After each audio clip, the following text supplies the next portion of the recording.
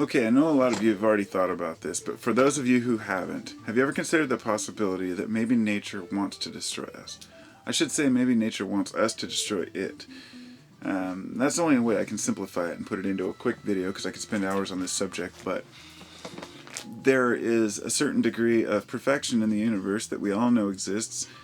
Things don't happen on accident. The planets don't just form differently because of some, there are laws in the universe that keep things together, and that things happen on a certain course and for a certain reason. If you look at nature, everything intermingles and fits perfectly.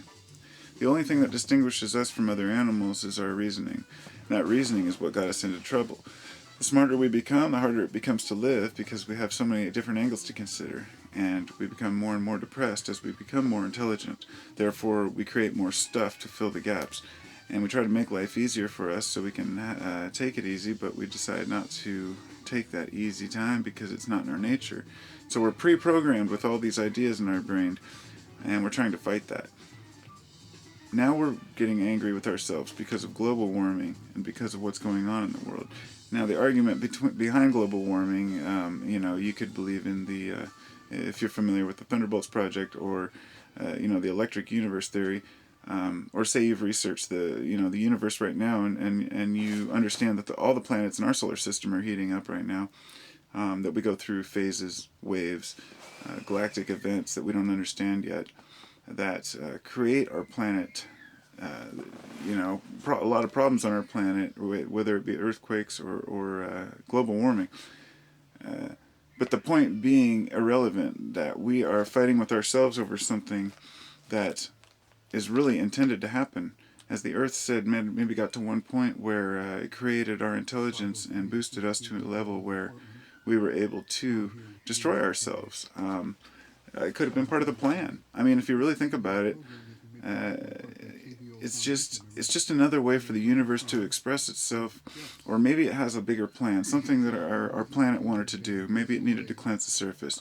Maybe it needed to have some deforesting, or maybe it wanted to create a certain atmosphere conducive to a new type of life. Who knows?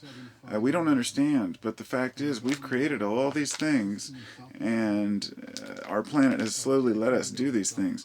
And it's only recently, when we've acquired the ability to travel distances, that we could actually have the ability to destroy the entire planet. So consider to whether or not the world wants to destroy itself. I shouldn't say the world, because that's the arrogant attitude that everyone's had for so long, is that, oh, we're going to destroy the world. And of course we know that's not true. We're going to destroy ourselves. And that's what we're worried about. It's just like people aren't worried about dying. They're worried about not seeing themselves again, or not seeing their loved ones again.